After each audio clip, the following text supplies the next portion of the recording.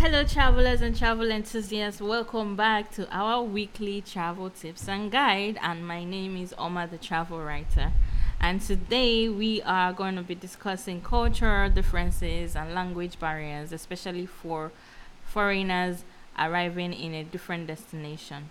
Now, a lot of people have one time or at some point in time experienced this challenge, especially if you're from an English speaking country and you're going to a country where English is not the official language. You're about to have some types of ups and downs in that area. I mean, from my own personal experience, I remember the year that I went to Cameroon because it was a French is a French and speaking nation at the time. I didn't know how to say the little words like bonjour, bonsoir, and all that. But my experience at that time, this was 2016, mind you. My experience at that time was more of very like, why are they being hostile and not welcoming? This is because I didn't do my own part of the bargain. I am supposed to have checked or do some research so that when I get there, I'm able to communicate in their own language, not expecting them to communicate in my own language. You see the difference?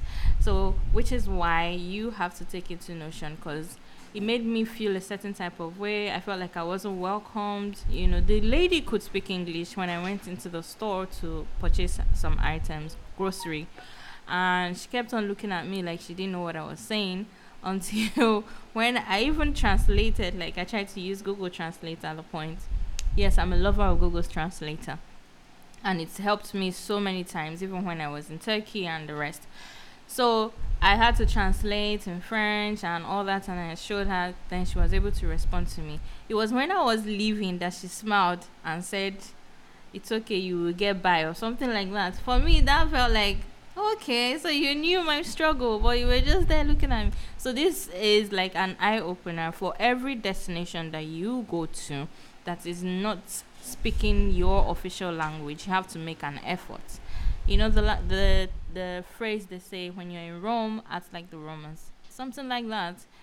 Because it helps. It helps you to learn a few essential phrases in the local language. It helps you to communicate better with the locals. You also, that non-verbal communication thing like gestures and all. There's some point that works, but not all the time. So you have to try. I mean, use apps like Duolingo. This is not an advertisement for Duolingo, anyways, but I'm a lover of Duolingo, and it's been very helpful, not just in French but other languages.